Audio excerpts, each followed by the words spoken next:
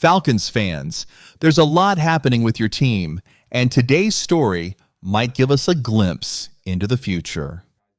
Before we jump into the big news, don't forget to hit that like button and subscribe so you stay updated throughout the offseason. Now let's get to it. The Atlanta Falcons have some major questions to answer this offseason. While most of the buzz is around Kirk Cousins, there's another issue that can't be ignored. The defense needs serious help. Let's be real. The Falcons' defensive front struggled last season. They ranked near the bottom of the league in pressure rate, sacks, and yards allowed per rush.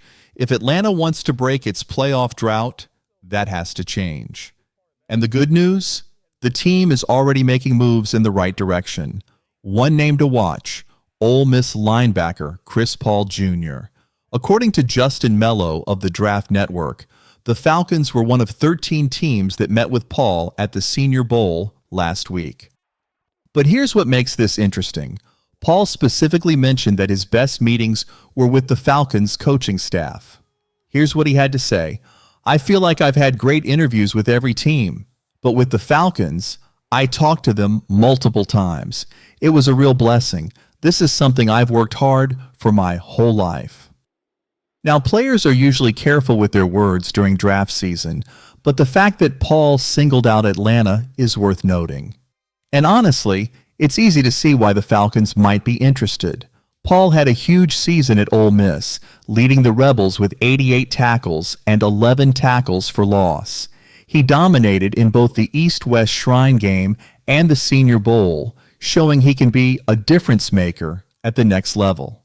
And the advanced stats back it up. Pro Football Focus gave him an elite 87.2 overall grade.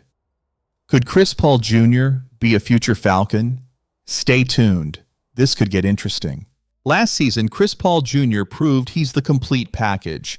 Pass rushing grade 83.9, run defense grade 84.6, coverage grade 78.1. That's the kind of well-rounded linebacker the Falcons desperately need. Paul is currently ranked 65th on Pro Football Focus's draft board, meaning Atlanta could have a shot at him in the second or third round. If they do, he could be a key piece in rebuilding this defense. The Falcons need reinforcements up front, and it looks like they're already doing their homework. But what do you think, Falcons fans? Should Atlanta target Chris Paul Jr. in the draft, or do you have another prospect in mind? Drop your thoughts in the comments. Now let's switch gears to the coaching staff, because the Falcons are making big moves. Atlanta just announced 2 key promotions that could have a major impact on the 2025 season. TJ Yates has been promoted from quarterback's coach to passing game coordinator. DJ Williams is now the full-time quarterback's coach. Both will continue working with offensive coordinator Zach Robinson as the Falcons try to take their passing attack to the next level. What does this mean for the team?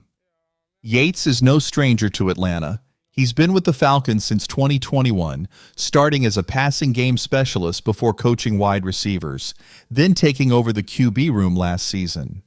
As a former NFL quarterback, he brings valuable insight into talent development, something that will be crucial with Kirk Cousins and rookie Michael Penix Jr. leading the offense. On the other hand, DJ Williams is a rising star in the coaching world. He joined the Falcons last season after spending 5 years as an offensive assistant with the New Orleans Saints. While he never played in the NFL, he was a quarterback at Grambling State and comes from a legendary football family. His father is Super Bowl-winning QB Doug Williams. Can these changes boost Atlanta's passing game? The Falcons' air attack had its ups and downs in 2024, but they still finished 5th in total passing yards, with Cousins and Penix combining for over 4,000 yards. With these coaching moves, the Falcons are betting on stability and growth. Will it pay off? We'll find out soon enough. The problem? Too many turnovers. The Falcons had one of the league's most explosive passing attacks last season, but here's where things got tricky. They ranked 20th in passing touchdowns. Even worse, they were 29th in interceptions. Kirk Cousins threw a league-high 16 interceptions, while Michael Penix Jr. had 3 picks in his 3 starts. The talent is there, but consistency is the issue. That's where TJ Yates and DJ Williams come in. Their job? Maximize the potential of this QB room. Cousins needs to cut down on turnovers. Penix needs to develop into the franchise's future. So what do you think, Falcons fans? Will these coaching changes make a difference? Can Yates and Williams take this passing attack to the next level? Drop your thoughts in the comments below. Falcons injury. Comebacks. Who to watch in 2025? Atlanta stayed relatively healthy last season, but as always, injuries took their toll. Some of the players they lost were key pieces, and their absence was felt all season long. Others were young guys who never got a real chance but could become major difference makers in 2025. Let's take a look at a few names to watch as they make their comeback. Younghoe Koo. Can he return to elite form? Let's start with one of the most reliable players Atlanta has had in recent years, Younghoe Koo, or at least he was reliable until injuries derailed his 2024 season. We knew something was off before he landed on injured reserve, but we never really knew how much it affected him. Now the question is, can Koo bounce back and regain his status as one of the NFL's top kickers? Stay tuned, because if he does, it could be a game changer for the Falcons. Can Younghoe Koo bounce back? Here's what we do know. Koo started strong, hitting 15 of his first 17 kicks. But then, out of nowhere, his accuracy fell off a cliff. He missed 5 of his next 7 attempts. He finished the year with a career-high number of missed field goals. For a team that lost multiple one-score games, those missed kicks were brutal.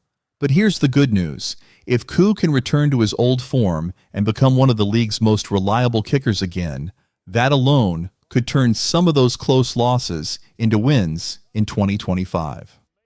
Troy Anderson, a defensive star in the making. Falcons fans, do you remember what Troy Anderson did against the Saints in Week 4? 17 tackles, pick 6, all over the field. It looked like he was about to have a breakout season, until injuries cut it short. After that, he barely played, and when he did, he just wasn't the same. But here's the thing, when healthy, Anderson has everything you want in a modern linebacker. He's fast, he can cover, he's got a nose for the football. The Falcons desperately missed his athleticism last year. If he stays healthy, he could be the X factor this defense needs in 2025. Braylon Trice. The pass rush boost we never got, unlike Koo and Anderson, we never even got to see Braylon Trice in action last season. The rookie edge rusher was supposed to be a key piece in fixing Atlanta's struggling pass rush, but an injury in preseason wiped out his entire year. Now, let's be real. Trice probably isn't a guy who will rack up 15 sacks a season, but what he can do is be a force against the run, provide a steady presence in the pass rush. That's exactly what Atlanta needs. If he comes back strong, he could be a huge help for a defense that needs all the pressure it can get. DeMarco Hellams, the safety depth. We needed Falcons fans. Let's not forget about DeMarco Hellams. We got a glimpse of him in 2023, and he showed a lot of promise. Solid in coverage. A sure tackler brought real physicality to the secondary. But in 2024, he missed the entire season, and the Falcons felt it. Safety depth was a major issue last year. If Hellams can return to form or even take another step forward, he could be a major piece of this defense. With new defensive coordinator Jeff Ulbrich calling the shots, it'll be interesting to see how he fits into the new scheme. Rondale Moore, a speed weapon for the offense? Now this one is a little different. Rondale Moore is actually a free agent, but the Falcons clearly had big plans for him before he got hurt last summer. Considering how bad their receiver depth was in 2024, they might be looking to bring him back. More speed and versatility could add a dangerous wrinkle to this offense, especially if he splits time with Ray McCloud in the slot. Plus, he has experience in the return game, which is another area the Falcons need help in. If they decide to re-sign him, he could be a sneaky good weapon in 2025. Final thoughts. Who will make the biggest impact?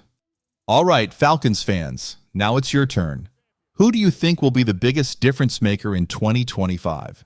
Younghoe Koo getting back to his clutch ways, Troy Anderson finally breaking out, Braylon Trice bringing much-needed pass rush, DeMarco Hellams locking things down in the secondary?